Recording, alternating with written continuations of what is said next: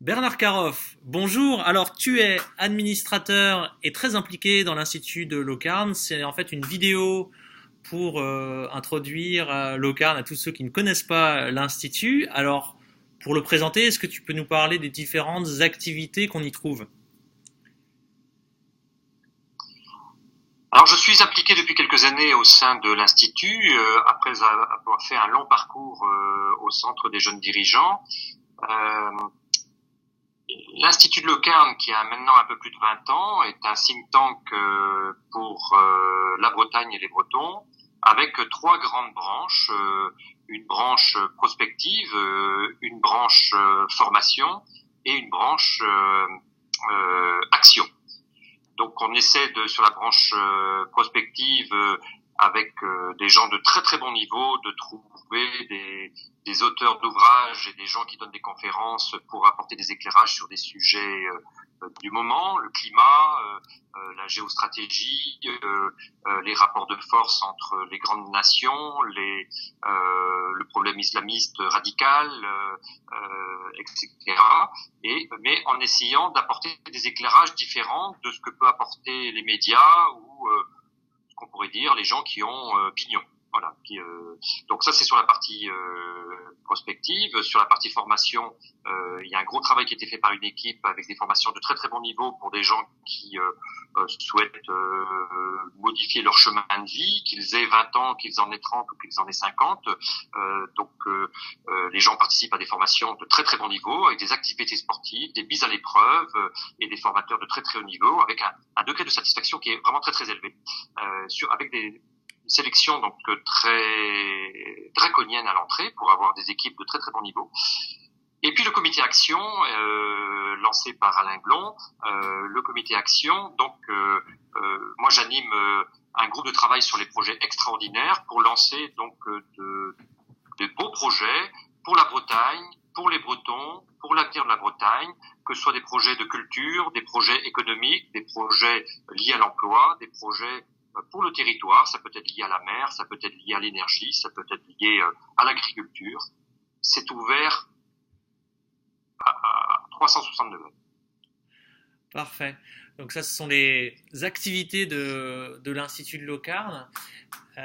Est-ce qu'il y a une spécificité dans l'Institut de Locarno, dans la manière d'être, dans les valeurs? Est-ce que tu peux en parler?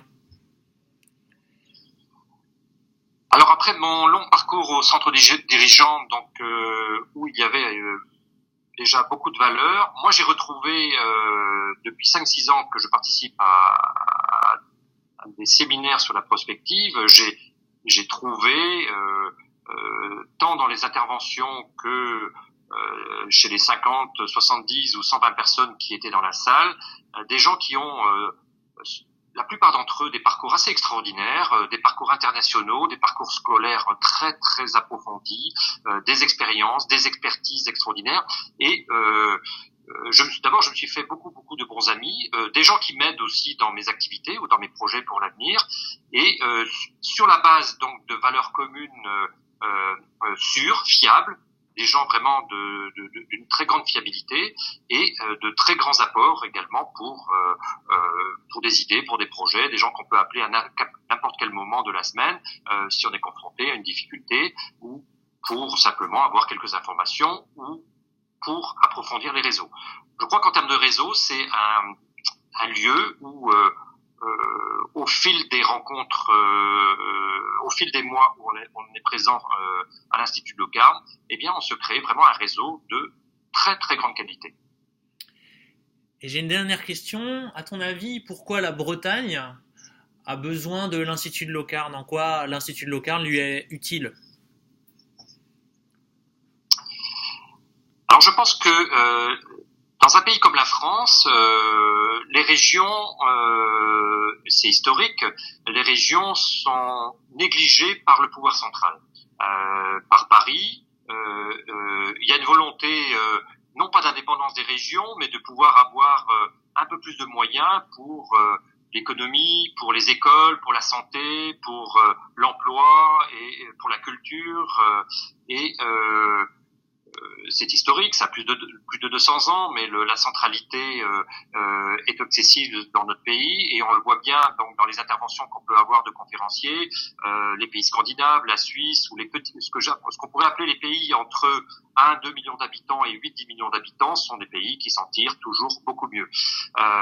Il y a beaucoup de régions françaises qui souhaiteraient avoir un peu plus de liberté régionale et à défaut donc de pouvoir suffisamment compter sur les politiques qui sont, y compris les politiques régionaux, qui sont trop liés au pouvoir central et à leur propre parti politique, je pense qu'un think tank comme l'Institut Locarne se met véritablement en toute liberté, avec des points de vue très différents, au service d'un territoire, d'un avenir, d'une région, mais aussi d'un idéal.